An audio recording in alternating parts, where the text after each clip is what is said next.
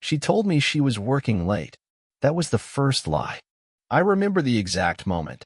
It was a Thursday night, sometime in early spring. The kind of day where it's warm enough to open the windows but still chilly when the sun goes down. I had made dinner, nothing special, just some pasta and garlic bread, and I texted her around 6 to ask when she'd be home. She replied, "Running late. Meeting ran over. I'll grab something on the way. Love you." I believed her. Of course I did. Back then, we were in our 3rd year of marriage.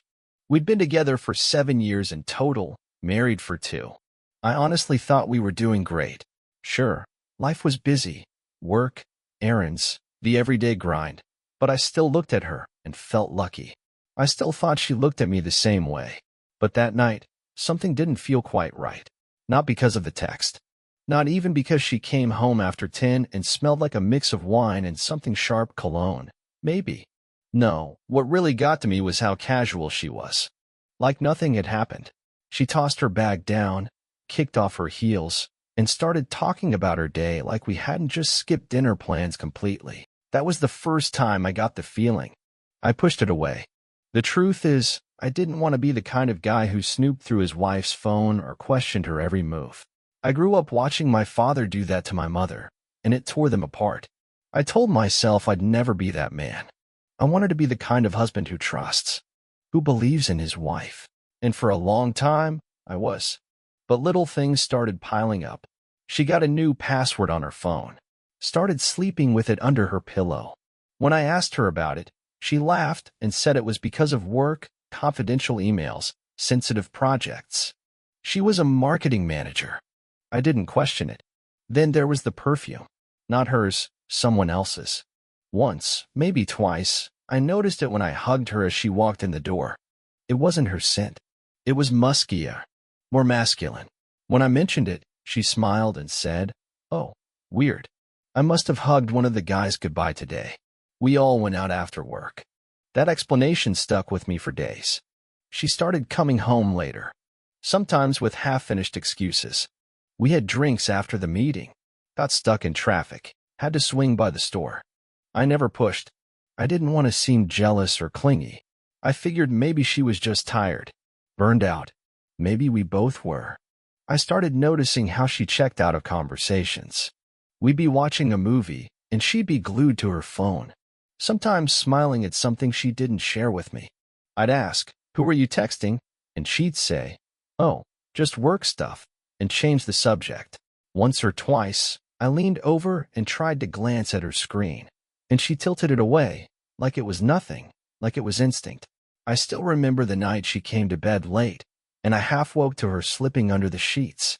She was whispering into her phone as she walked in. When I opened my eyes, she froze. "Sorry," she said softly, "didn't mean to wake you." Then silence. She lay down beside me and turned her back. I stared at the ceiling for hours. But still, I didn't ask. I didn't accuse. I didn't want to break something if it was all in my head. I thought, this is what marriage is sometimes. People drift. They go through phases. I needed to be patient, supportive, understanding. And I loved her. God, I really did. The doubt started showing up in strange places. I found myself checking the driveway when I came home, seeing if her car was there, if she was alone. I started noticing her clothes smelled faintly of cigarette smoke even though she didn't smoke. I started watching how she smiled at her phone, then locked it quickly when I walked in the room. And every time I felt that twist in my gut, I told myself, it's probably nothing. But it didn't feel like nothing. It felt like something was quietly breaking. I started living in a kind of limbo, still going through the motions, still saying good morning and good night, but always with this ache in my chest that I couldn't name. She didn't change overnight. It wasn't like one day she was warm and affectionate and the next day cold and distant. No, it was slower than that. Subtle. Like paint peeling from a wall. At first you don't notice it, but one day the room just feels off. She still kissed me goodbye. Still said she loved me. Still made coffee some mornings, though more and more often she forgot. But her eyes, those were the first to change. They weren't as present, as if they were always focused on something else. Or someone. I tried not to overthink it. I told myself people go through things. Work gets hard. Hormones shift. Emotions dip. I didn't want to be paranoid. But there was one night I'll never forget. It was a Thursday. Again.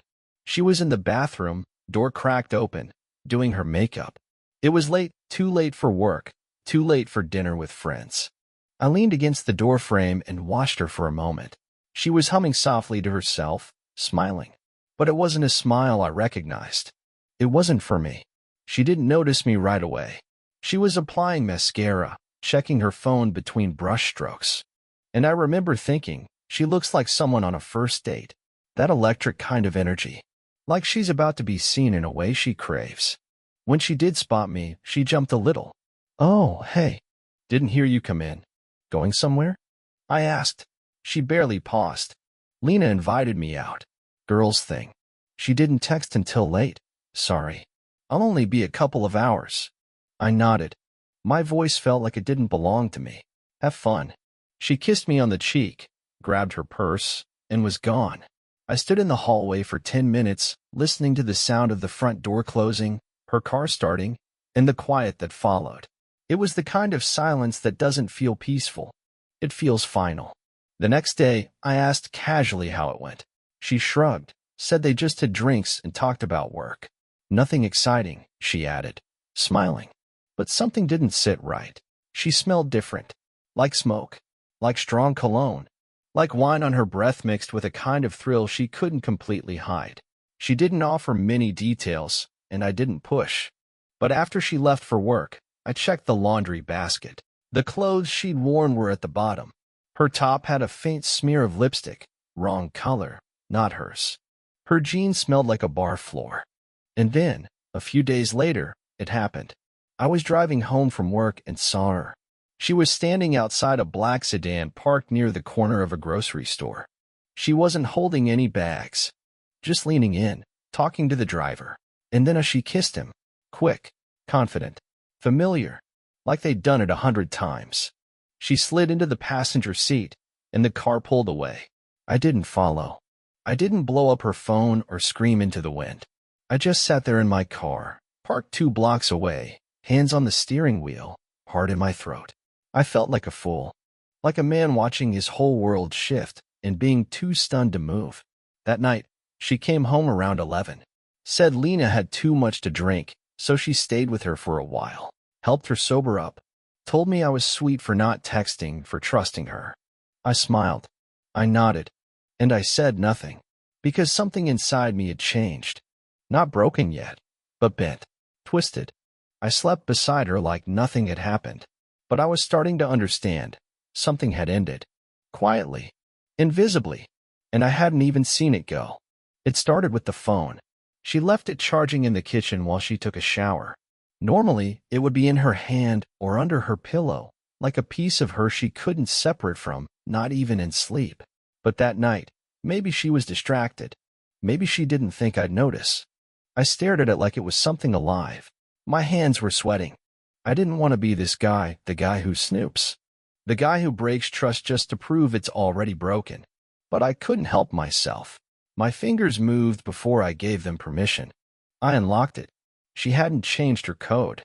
The first few apps were boring. Email, weather, Spotify.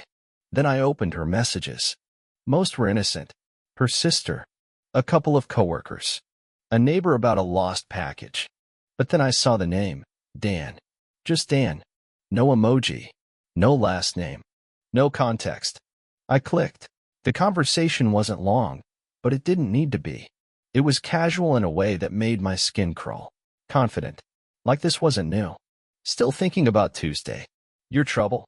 Wish I could sneak you into bed right now. And her replies. Stop. You'll make me come over again. You're the worst. I'm still sore, LOL. Next week? Same place? I dropped the phone. Literally. It fell onto the counter with a loud thud. And I stood there, heart pounding, breath shallow. I didn't know whether I wanted to scream or throw up. By the time she walked into the kitchen, wrapped in a towel, humming to herself, I had already backed away. The phone was where I found it. She didn't suspect a thing. She smiled at me. Hey babe, what's for dinner? I think I said something. I think I smiled back, but I don't remember. All I remember was how wrong that smile looked now, how practiced, how distant. That night I couldn't sleep again. She slept easily, peacefully, her breathing steady, her face turned away from mine. I stared at the ceiling and wondered how long this had been going on. Was Dan the first? The only? Or just the one dumb enough to leave a trail? A few days later, when she left for work, I opened her laptop. Same password, same folder syncing to the cloud. And that's when it hit me harder than anything. There were photos. Not naked, not obscene, but intimate. Her in someone else's apartment, wearing an oversized hoodie I didn't recognize. Knees tucked to her chest, laughing at something off camera. Another one, her holding a glass of wine, looking up at someone, smiling like she used to smile at me. The timestamps went back more than a year. I didn't cry. Not then. I just sat there, staring at the screen, trying to connect this woman, this smiling, laughing woman, to the person sleeping next to me every night. I used to think betrayal would feel like rage, like fire, but it felt like cold, like a deep, quiet freeze spreading through everything I thought was solid. I closed the laptop, closed the photos, closed my heart, and I said nothing. Again, I don't know why I kept pretending. Maybe I wasn't ready to let go of the life I thought we had. Maybe I didn't want to admit that the person I loved had already left me in every way that mattered. But every day I stayed, something inside me got quieter, like the part of me that used to hope was falling asleep. And maybe it didn't want to wake up again. I didn't plan to bring it up. I thought I'd keep carrying it inside, letting it rot me slowly from the inside out. That was easier than facing her. At least that's what I told myself.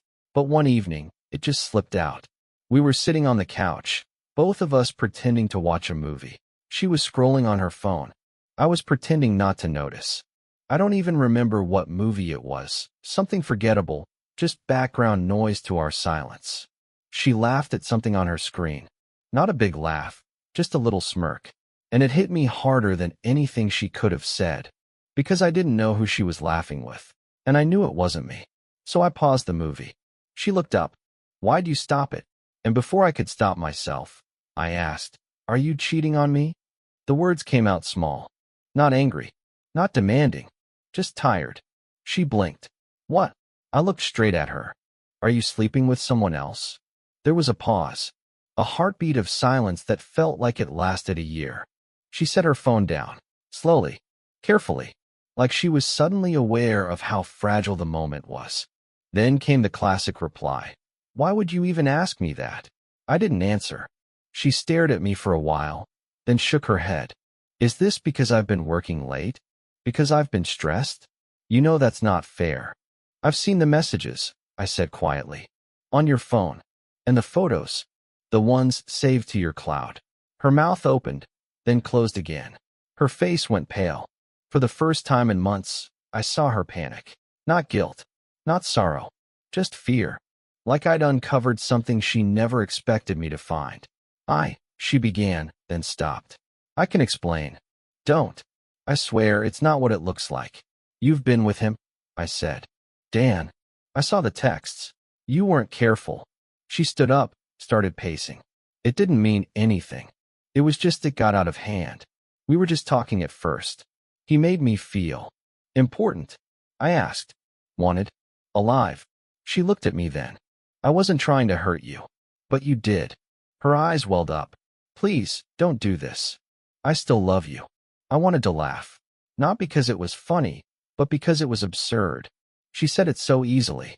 Like that changed everything. Like love and betrayal could exist side by side if you said the words often enough. "I've been trying," she said, "to fix things. I didn't mean for it to go so far." "How many?" I asked. I don't even know where the question came from. Maybe I didn't want to know. Maybe I had to. She didn't answer. "Dan wasn't the first, was he?" Silence. "I don't care about names," I said. "Just how long?" She sat down again. Shoulders slumped. 5 years. The room spun. We had been married 7. And 5 of those she had been living this other life. I felt something inside me fold in on itself. Not explode. Not burn. Just collapse. I didn't love them, she whispered. It wasn't about that. Then what was it about? She hesitated. Then, with a look I'll never forget, she said, it just made me feel good. I don't know how to explain it. It wasn't personal. It was never about you. That was the moment I realized she wasn't going to fight for us. She was going to justify it. She was going to explain it away until I either accepted it or walked out. I'm sorry, she said. I want to be better. I want us to be okay. I stood up, and I went to bed without another word. She stayed on the couch. Maybe crying. Maybe not. I didn't check, because something in me had just died. Something shifted after that night. She still tried to act like things could go back to normal. The next morning, she made coffee, asked if I wanted eggs, played a playlist we both used to love. But everything about it felt artificial, like she was rehearsing a scene she didn't understand anymore. And I stopped pretending. I answered her in monosyllables. I didn't look at her for too long. I left the house early, came home late. I didn't ask where she'd been. I didn't check her phone again, not because I trusted her, but because I didn't care enough to look. That was the difference now. Before, the doubt had eaten me alive. Now, it was replaced with something colder. Not peace, just numbness. I started sleeping on the couch. At first, she said nothing. Then, one night, she stood in the hallway and said, "You don't have to do this." But I did. I couldn't share a bed with someone I didn't recognize anymore. Because that's what it felt like I was living with a stranger who just happened to have my wife's face. Sometimes, I'd catch her watching me, eyes full of something regret, maybe, or guilt, or just panic that the thing she broke might actually stay broken. And once, she tried to touch my arm when I walked by. A small gesture. A habit, maybe. I pulled away, and she looked at me like I'd slapped her. But I hadn't. I just stopped giving her the closeness she used to take for granted. One evening, we had a fight, not shouting, not dramatic, just tired words thrown across the dinner table like stones. She said, "You're shutting me out." I said, "You don't get to ask for access to something you've already destroyed." She stared at her plate for a long time, then quietly asked, "Do you still love me?" I didn't answer, because I didn't know. I didn't feel the same ache I used to. The longing had turned to caution, and the caution was curdling into resentment. "I want to fix this," she said. "I know I messed up, but I want to make it right." I looked at her, really looked at her, and for the first time, I didn't see the woman I fell in love with. I saw someone who'd used me, not maliciously, not even deliberately, but consistently, repeatedly, for years. "You don't get to want to fix something after 5 years of breaking it," I said. "You don't get to stand in the ashes and ask why everything's burning." She cried that night. I heard her through the wall, but I didn't go to her, because I had finally stopped confusing guilt with love. And the part of me that once needed her forgiveness now just wanted distance. I didn't plan to leave that day. There wasn't a final straw or some explosive moment. No yelling, no suitcase flying down the stairs, no tears thrown like weapons. Just stillness. And that stillness somehow hurt more than all the chaos I used to imagine would come with the end. It was a Sunday morning. Overcast. Soft gray light coming through the windows, painting the house in the same muted tones I felt inside. She was asleep upstairs. I could hear her breathing slow, steady, peaceful, like she hadn't spent 5 years quietly erasing our life with strangers' hands. I was sitting at the kitchen table, same chair I'd sat in 100 times before. I looked around and realized everything in this house had once felt like home. Now it felt like a museum, a carefully curated display of something that used to be real. I sipped my coffee and felt absolutely nothing. It didn't come with anger, no rage, no need to punish her. I just didn't want to be here anymore. I didn't want to keep sitting in silence across from someone who had buried the truth beneath her smile. I didn't want to keep pretending this was survivable. I walked upstairs and looked at her one last time. She was curled under the blanket, facing the wall. The same woman I'd once dreamed of growing old with. The same woman who, for years, had been quietly betraying every promise she ever made to me. And yet, all I felt in that moment was relief. I turned away and started packing. One small duffel bag, some clothes, my passport, laptop, chargers, a book I never finished. I didn't want to take much. I didn't want weight. I needed lightness. I needed to move. Before I left, I stood in the kitchen again and stared at the note I'd just written. It wasn't dramatic. No emotional monologue. Just this. I don't hate you, but I can't stay. This isn't my home anymore. Please don't call. I need air. I left it on the counter next to her favorite coffee mug. Then I picked up my bag and walked out. There was no part of me that wanted to look back. I didn't know where I was going. I just drove. For a while, I didn't even turn on music. I listened to the hum of the tires on the road and the sound of my own breathing. Both felt strange. Like I was learning how to exist again. I ended up 2 towns away. Found a motel on the edge of the highway. The kind with flickering neon signs and tiny rooms that smelled like cleaning chemicals and old carpet. I paid cash and asked for a room on the 2nd floor. Not because it mattered, but because I wanted to see the sky. Once inside, I sat on the bed. Just sat. Let the silence stretch around me. And for the first time in what felt like years, I didn't feel like I was holding my breath. I took a shower. Let the water run too hot. Let it sting. I stayed under it until my skin turned red and the weight in my chest started to loosen. It wasn't healing. Not yet. But it was the beginning of something. Maybe not peace, but possibility.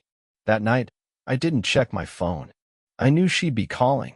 I knew there'd be voicemails, texts, maybe even tears. But I didn't want to hear her voice. Not then. I needed space.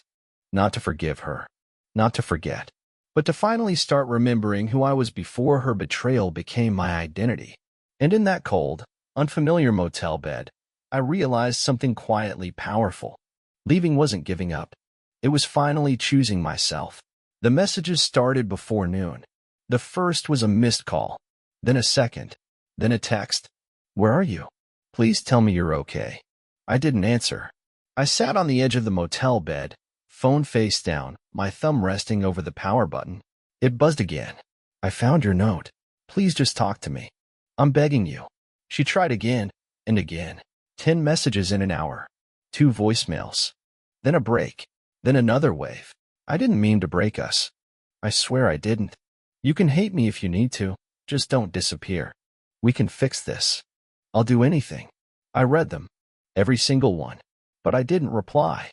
There was a time I would have. A time when her tears would have been enough to make me believe again. To give her another chance. But not now. Not anymore. Now I saw them for what they were: panic. Not love. Not remorse. Panic that the thing she took for granted might actually be gone. In one of the voicemails, she was crying. You don't have to forgive me right now. I get that. I do. But please don't leave like this. Don't just walk away without giving me a chance to fix it. I'll go to counseling. I'll be honest. No more lies. I swear on everything. I sat there listening to her sob into the phone, her voice cracking in that familiar way she used to sound when she was genuinely scared. And for a brief moment, just a flicker, I felt something. Not compassion, exactly. Not hope, but memory. I remembered our first apartment. The first time we stayed up all night talking about nothing. The night she surprised me with a birthday cake even though we were broke. The morning we danced in the kitchen to no music. Those moments came flooding in, uninvited. And then I remembered the texts. The photos. The way she smiled at someone else like I didn't exist. And whatever part of me had started to crack open again, I shut it down. Late that night, another message came. You said once that I was your home. Please don't burn it down. Please don't throw everything away. I stared at that one the longest. Because she had been my home. For years, she'd been the center of everything. But what do you do when your home becomes the place you feel most alone? You leave. You save yourself from the fire. And that's what I did. She called again the next morning. I didn't answer.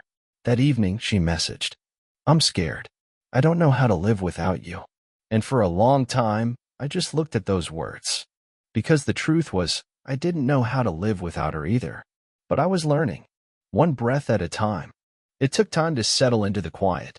The first few days after I left, the silence felt unnatural, like something was missing.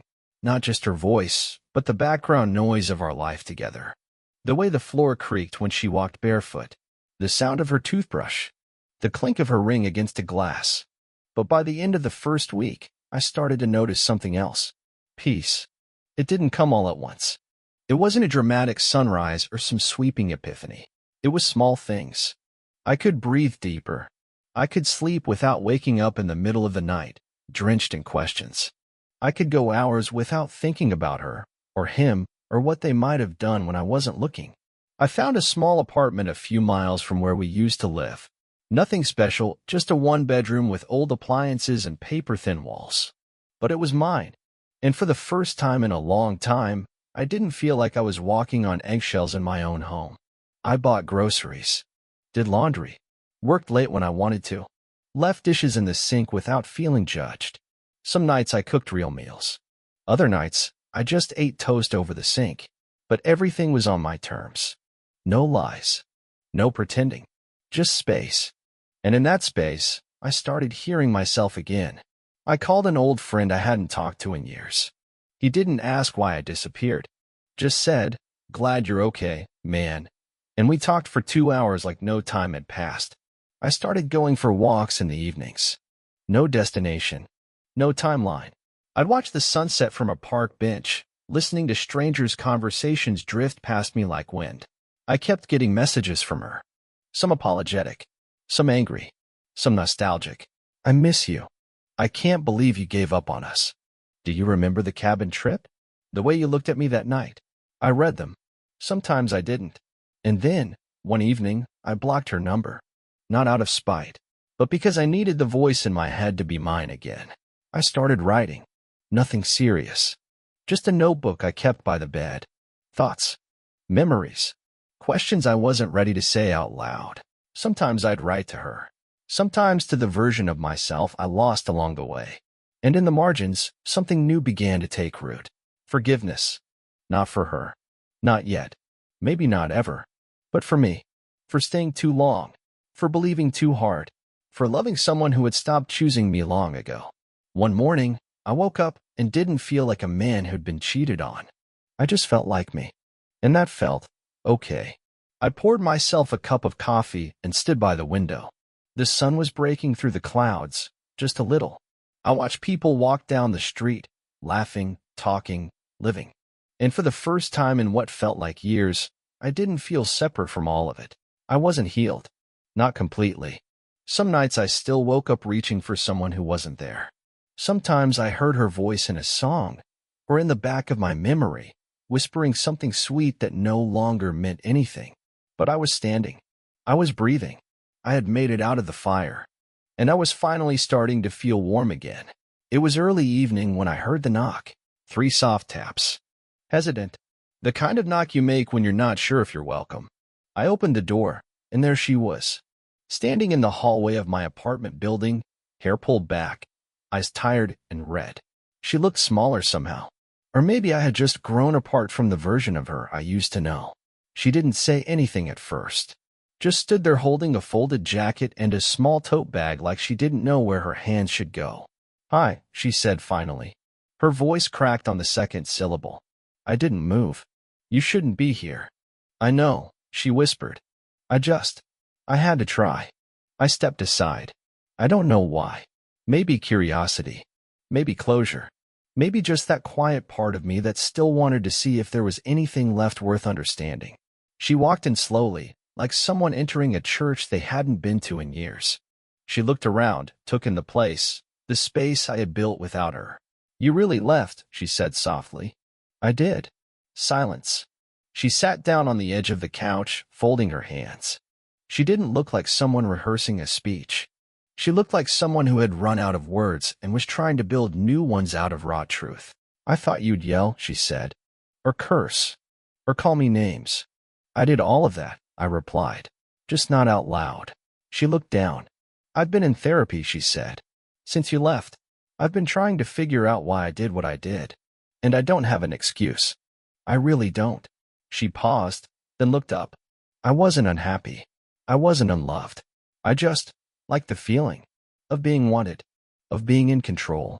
I think I got addicted to that, to the chase. And I hated myself every time. But I kept doing it. I said nothing. I didn't need to."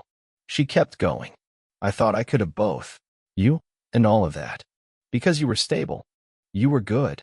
You were safe.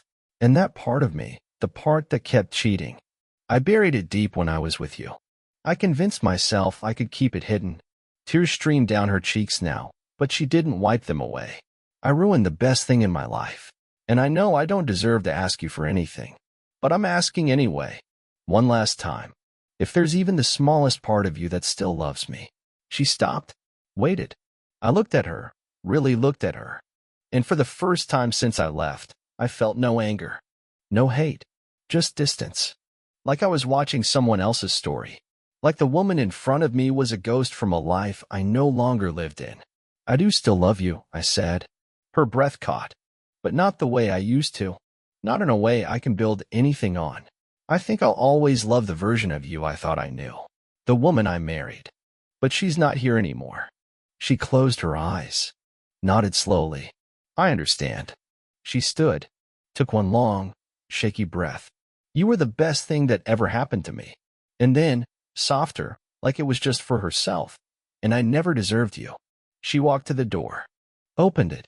Then turned back one last time. Will I ever hear from you again? I thought about it. Then said, maybe. But not soon. She nodded. One last time. And then she left.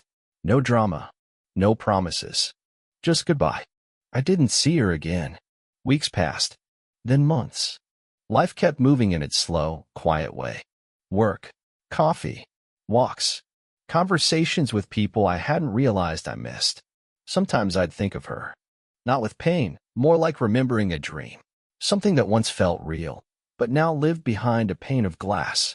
One evening, I passed by a restaurant we used to go to. I paused outside, looked through the window. There was a couple at our old table, laughing, leaning in close. For a moment, I imagined us there again, but I didn't go in. I kept walking. I didn't need to relive it. She reached out one last time in email, short. No apology. Just, I hope you're okay. I hope you're happy. I never replied. Because I was okay. And I was getting there slowly, honestly. People think stories like mine end in revenge, or new love, or something cinematic. Mine ends in something quieter. I lived. She lied. I left. And I lived. And that's enough.